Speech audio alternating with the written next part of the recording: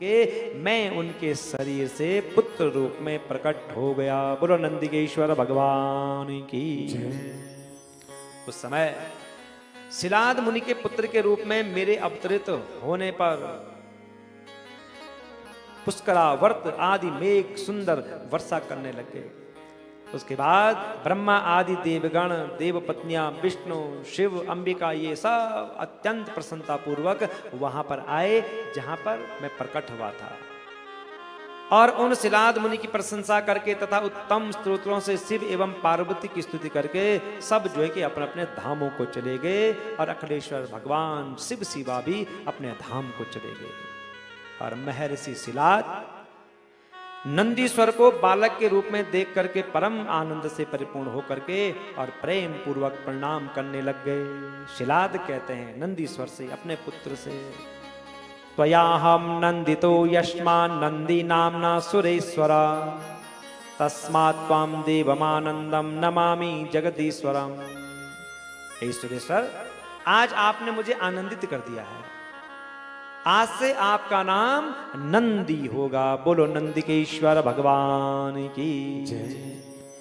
आपका नाम नंदी होगा, और इसलिए आनंद स्वरूप आप प्रभु जगदीश्वर को मैं प्रणाम करता हूं। आपने मेरे घर में सुंदर रूप प्रकट किया है। नंदीश्वर कहते हैं कि सनत कुमार जी, मेरे पिताजी उन महेश्वर को भली भांति प्रणाम करके और मुझे साथ लेकर के और शीघ्रता पूर्वक अपनी पर्णकुटी में चले गए।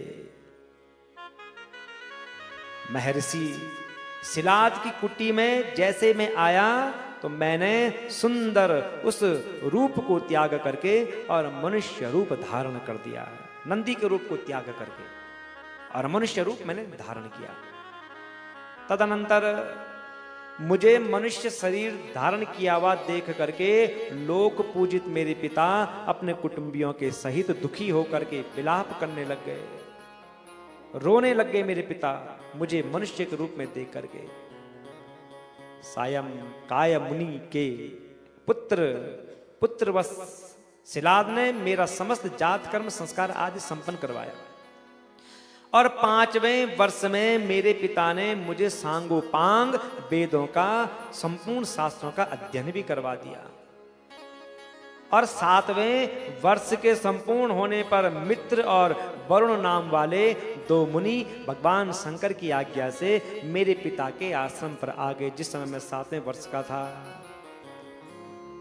उन मुनि शिलाद ने उनका सुंदर स्वागत किया, अभिनंदन किया, आसन दिया, उनका सुंदर जो है कि पूजन किया।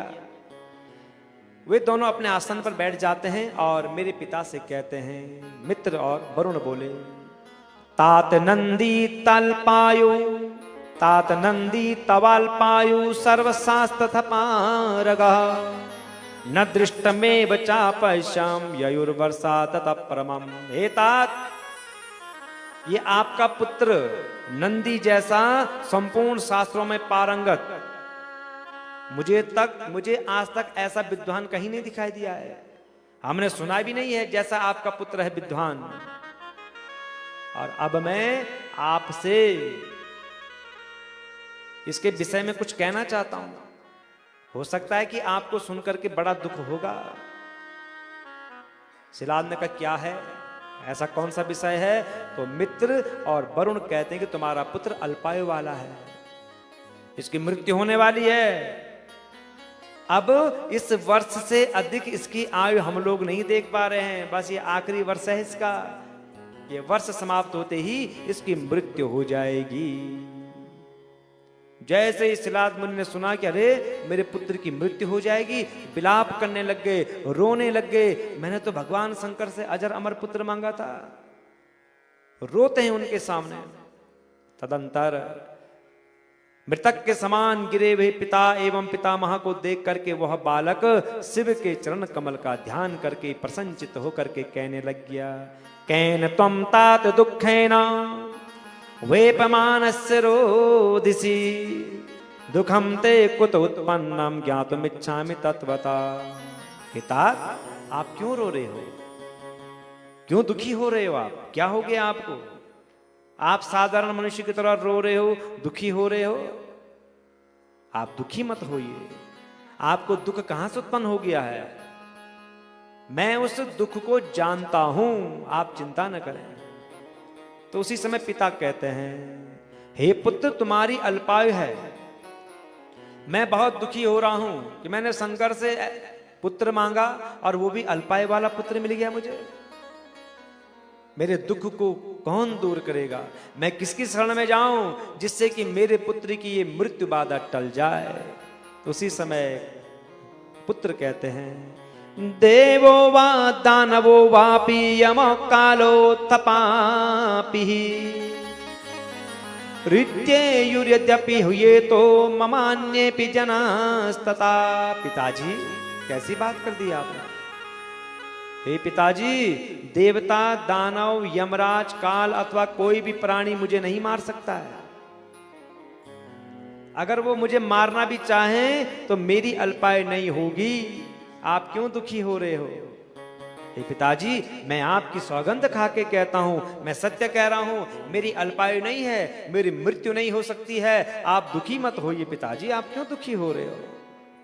तो फिर पिताजी कहते हैं, किम तपा किम परिज्ञानम को योगश्च परभुश्चते येन त्वं दारुणम दुखम वचिष्यामि पुत्र में।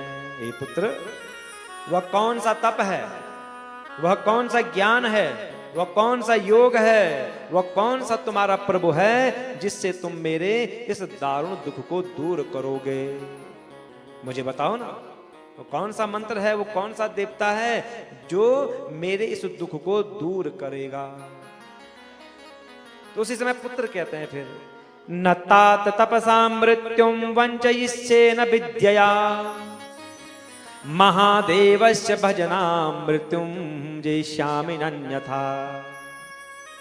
हे तात सुनो, मैं न तो तपस्या से और न विद्या से ही मृत्यु को रोक सकूंगा, मैं तो केवल महादेव के भजन से ही मृत्यु को जीतूंगा। मैं मंत्र नहीं जानता हूं, मैं तंत्र नहीं जानता हूं, योग नहीं जानता हूं। अगर मैं मृत्यु पर विजय प्राप्त करूंगा तो भगवान महादेव के ही भजन से करूंगा।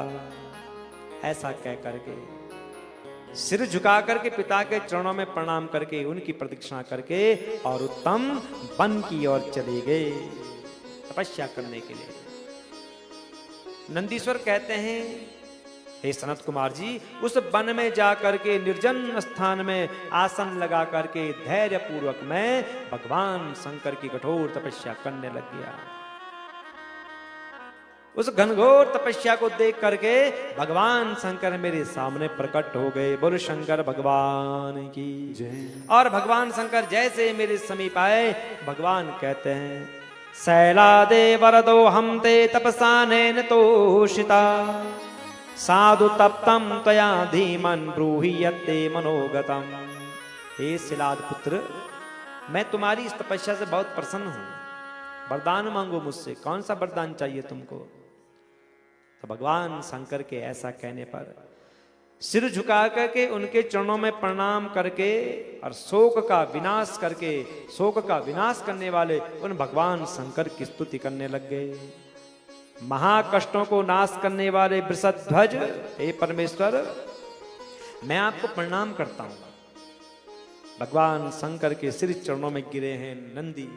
भगवान शंकर ने उठाया, अपने हृदय से लगा दिया एवं देवी पार्वती की ओर देख करके दयामयी दृष्टि से मुझे निहारते हुए भगवान शंकर कहते हैं, वस्य नंदिन महाप्रज्ञा मृत्योर्भीति कुतस्तवा मयेव प्रेषितो विप्रा मत्समस्त्वं न संशया।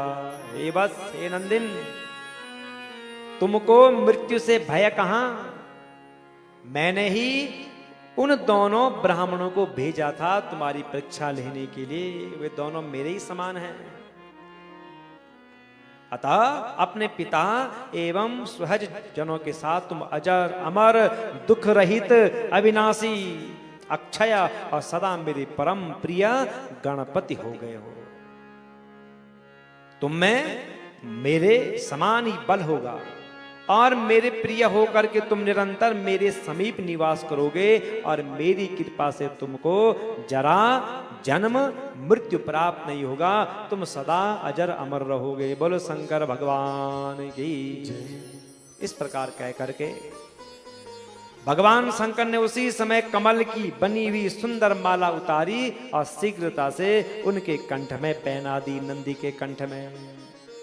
और पवित्र माला के गले में पड़ते ही नंदीश्वर कह रहे हैं, हे सनत कुमार जी, मैं उसी समय 3 नेत्र एवं 10 भुजाओं से युक्त होकर के दूसरे भगवान शिव के समान हो गया। बोलो नंदी के ईश्वर भगवान की। महाप्रियतमो नाथ शैलादिस्तनयो मम।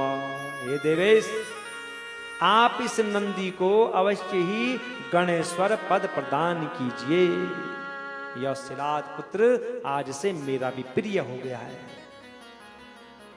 नंदीश्वर कहते हैं, सनत कुमार जी, तदनंतर स्वतंत्र सब कुछ प्रदान करने वाले तथा भक्त वत्सल परमेश्वर शंकर ने अपने श्रेष्ठ गणाधिपों को उनका स्मरण किया।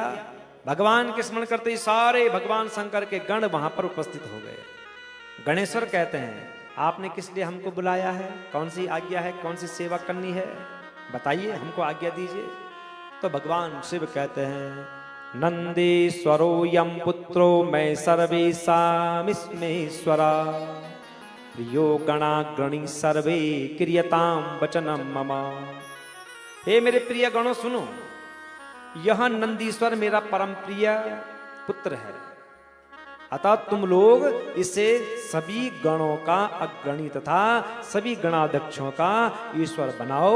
ये मेरी आज्ञा है तुम लोगों के लिए। और मेरे जितने भी गणपति हैं, उन गणपतियों के आश्रय इस नंदी को पतिपद पर तुम सब प्रेम पूर्वक अभिषिक्त करो। यह नंदीश्वर आज से तुम सभी का स्वामी होगा। यह भगवान शंकर अपने गणों से कहते हैं।